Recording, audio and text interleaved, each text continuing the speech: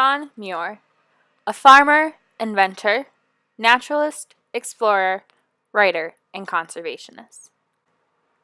John Muir was born on April 21st, 1838, in Dunbar, Scotland. In 1849, his family moved to the United States, ending up on a farm in the state of Wisconsin. Muir's father put his family to farm work. He pushed his children out for hours on end and was incredibly strict. His family had very strong religious beliefs. Muir's father even made him read and recite the Bible. His father was very firm in his beliefs and passed them down uncompromisably to John. Despite the pressure his father put on him, John loved observing how the earth was designed and was fascinated by his surroundings.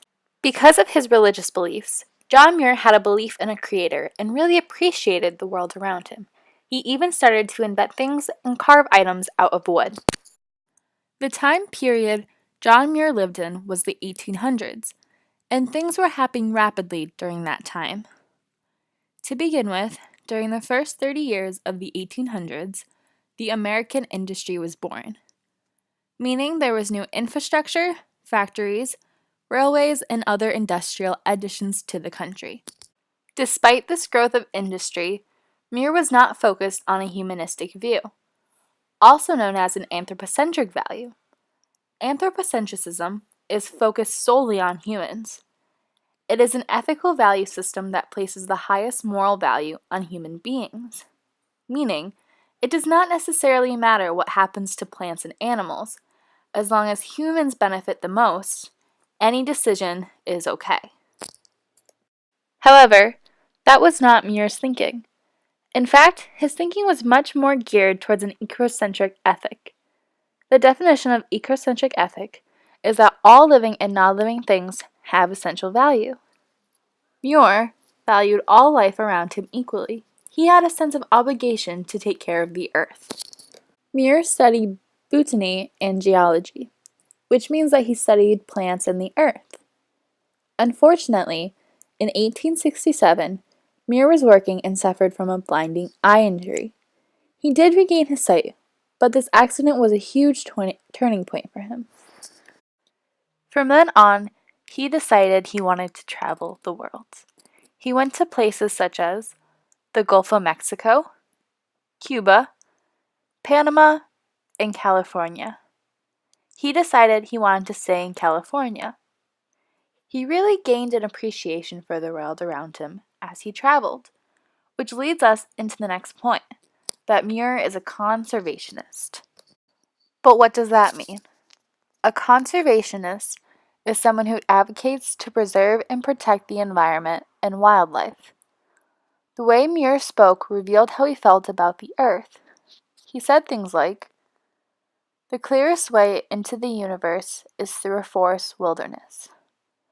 The mountains are calling, and I must go. In every walk with nature, one receives far more than he seeks. Everybody needs beauty as well as bread, places to play in and pray in, where nature may heal and give strength to body and soul." With hearing his quotes, it really shows how he felt a connection to the world around him. John Muir was a spokesman, and he advocated that we create national parks. His goal was to preserve wildlife and their habitats. In 1869, he took a job on the Yosemite Valley, and he was building a sawmill for James Mason Hutchings. Yosemite Valley is located in Northern California and is about 8 miles long. He explored Yosemite, and he definitely had a wonder and curiosity to know, well, how did this valley come about? Why is it shaped the way it's shaped? So he developed a scientific theory that the valley had been carved by glaciers. Eventually, he got Yosemite Valley to be a national park in 1890. As mentioned before, Muir's family was religious. So Muir believed that mankind was a part of nature and that God was revealed through nature. Meaning, the qualities that God has, which is talked about in the Bible, is reflected through his creation, such as wisdom and love. He wanted to respect the earth and its environment.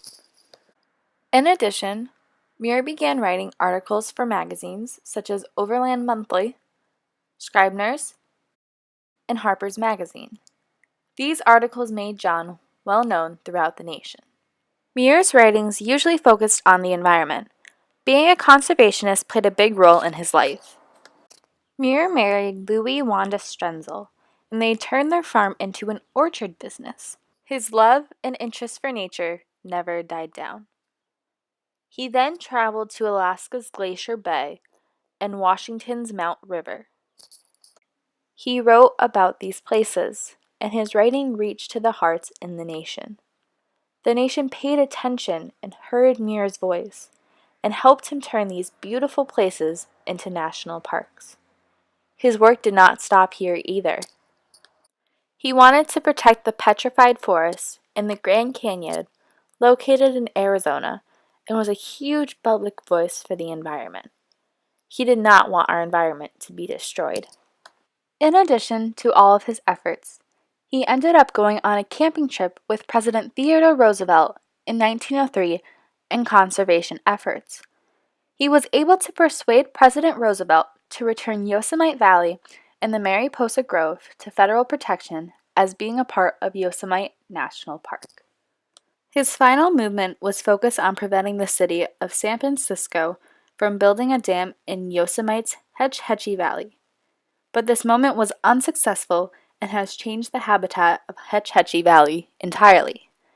Even today, there is still debate on whether to drain Hetch Hetchy or leave it as a dam. Overall, John Muir lived a very successful life. As mentioned before, he got married. He also raised a nice family with 2 daughters, Wanda and Helen. He was known around the nation to love nature and preserve our world's roots. As a conservationist, he saw the world in a different light. In fact, he saw the world as our light. As time moves forward, we should try to have a similar view to what Muir had. There is only one earth, and as humans, it is our duty to care for it. It is our home, and we should treat it as such. We need to think about the possible consequences of what could happen if we don't take care of it. This type of thinking is called utilitarianism. Utilitarianism is concerning about consequences and end outcomes. If we want to keep our earth in good condition, we need to think about our actions and the potential outcomes of these actions. Just as John Muir, we should grow a strong appreciation and love for our world. All living things, like plants and animals, and all non-living things, like waterways, valleys, mountains, and so on, have a right to be left alone in nature. Preserving our earth will help keep it in good condition and allow future generations to enjoy a healthy planet.